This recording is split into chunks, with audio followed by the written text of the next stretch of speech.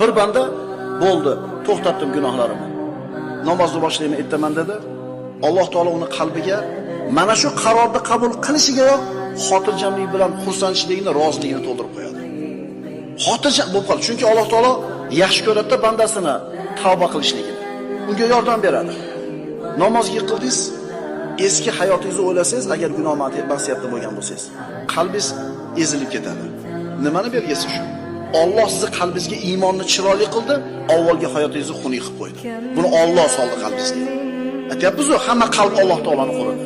Siz sababini qildingiz, Parvardigor o'zingga qaytaman dedingiz, iymon keltirdingiz, tavakkal qildingiz va gunoh ma'siyatni tashlab sababini qildingiz, Alloh nusratini berdi qalbingizga.